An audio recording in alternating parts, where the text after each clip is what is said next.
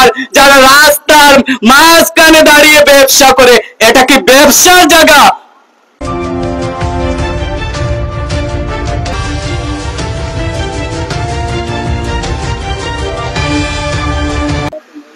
তো আমরা দেখেছি তার কথার কিছু প্রতিফলন।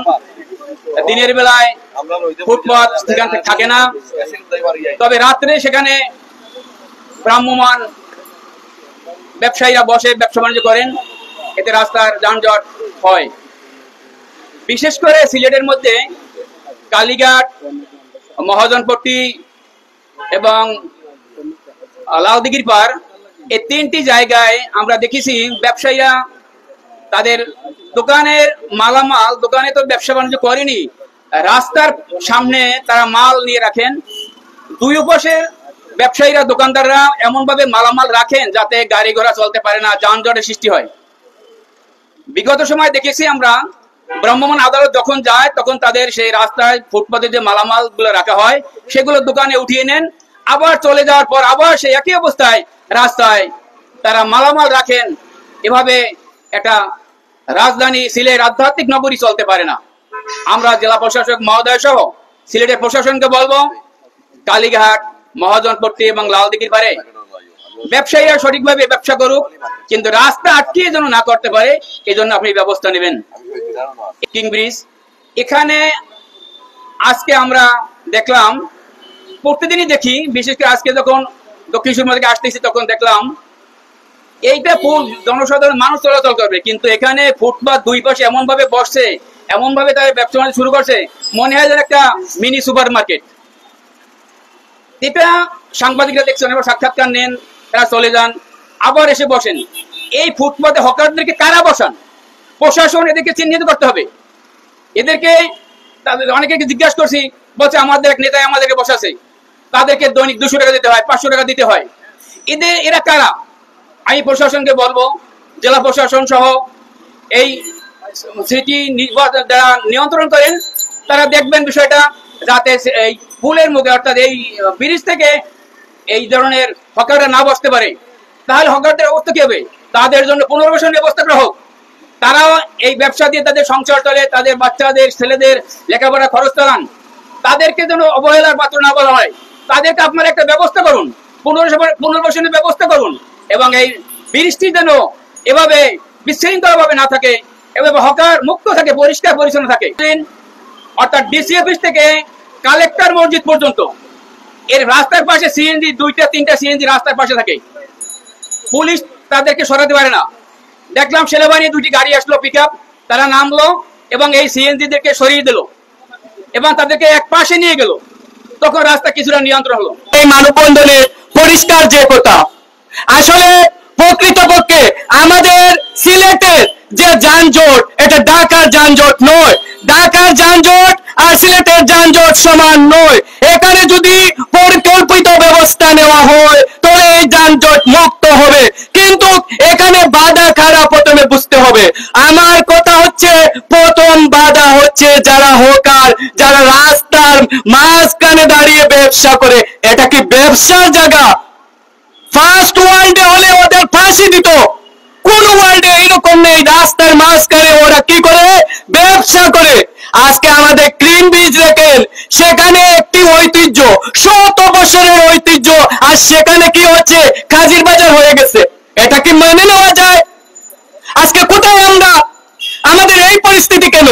আজকে যান সিলেট শহরে প্রত্যেক জায়গায় গিয়ে দেখেন, মিডিয়া ভাইদেরকে বলছি, প্রত্যেক জায়গায় ট্রাফিক পুলিশ নেই। আজকে দেখা যাচ্ছে রাস্তা কয়েকজন মিলে মারামারি করতেছে, রাস্তা অনেক যানজট হয়ে যাচ্ছে। সেখানে যদি প্রয়োজনীয় ট্রাফিক পুলিশ থাকতো তাহলে সেখানে যানজট হতো না। আশ্চর্য করতে হবে, প্রয়োজনে তাদের পুনর্বাসন দিতে হবে। আর যদি তারা ভ্রাম্যমাণ আদালতের মাধ্যমে প্রথমে আইন লঙ্ঘন করলে 8,000 টাকা জরিমানা করতে হবে, আর পরবর্তীতে লঙ্ঘন করলে আমি বলবো তাকে সর্বোচ্চ 3 মাসের শাস্তি দিতে হবে কারাগারে নিয়ে। এছাড়া আজকে পরে একটা প্রতিবাদ সভা করুন, মানববন্ধন করুন, তখন কি করবে? প্রশাসন নজর দৃষ্টিতে রাখবে। আমরা যতই মানববন্ধন করি আমাদের কাজ হবে না। একটি সরকার পরিবর্তন হয়ে গেছে ছাত্রদের আন্দোলনে, আপনারা যদি মাঠে নামেন অবশ্যই এটা সফল হবে। পরিশেষে সকলকে ধন্যবাদ জানিয়ে আমার বক্তব্য শেষ করলাম। আসসালামু আলাইকুম। প্রশাসনের ঊর্ধ্বতন কর্মকর্তাদেরকে আহ্বান জানাবো, আপনারা দ্রুত এর ব্যবস্থা নেবেন। আমরা বিশেষ করে কিং ব্রিজে দীর্ঘদিন থেকে গাড়ি চলাচল বন্ধ, শুধু মানুষ চলাচলের জন্য এই রাস্তাটা করে দেওয়া হয়েছিল, কিন্তু আমরা দেখতে পাই এখানে হকার বসানো হয়েছে, যেটা অত্যন্ত দুঃখজনক। এমনকি আমরা দেখতে পাই হকারের জন্য অনেক মানুষের ভিড় হওয়ার কারণে অনেক সময় দেখা যায় যে পকেটমার সহ বিভিন্ন জিনিস বেড়ে যায়। তো আমরা চাই একটা সুন্দর নগরী আপনারা উপহার দেন, প্রশাসনকে আহ্বান জানাচ্ছি। এবং আরো বিভিন্ন জিনিস রয়েছে, যেমন বিভিন্ন পয়েন্টে আমরা দেখতে পাই ট্রাফিক পুলিশ না থাকার কারণে যানজটের সৃষ্টি হয়। তাই আমি অনুরোধ করব আমাদের সিলেট নগরীর প্রয়োজনীয় জায়গায় যাতে ট্রাফিক পুলিশ নিয়োগ করা হয়, এই আহ্বান জানিয়ে আমি বক্তব্য দীর্ঘায়িত করব না। রোদের মাঝে আমাদের মুরব্বিয়ান এসেছেন, আমার বক্তব্য ওনাদেরকে উৎসর্গ করলাম। আমার বক্তব্য এখানে শেষ করছি।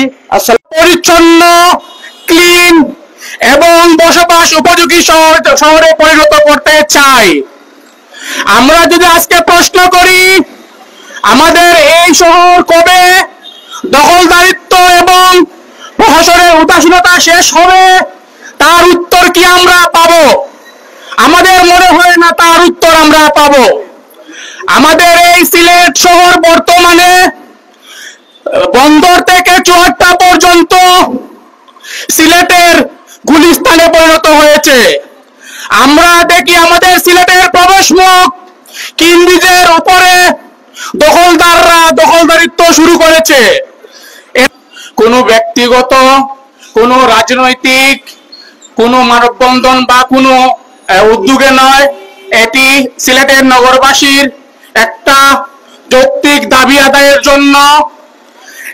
আমরা দেখছি আমাদের এই সিলেটে দখলদারিত্ব ও প্রশাসনের উদাসীনতার জন্য দিন দিন দখলবাজদের উপদ্রব বেড়ে যাচ্ছে। আজকের এই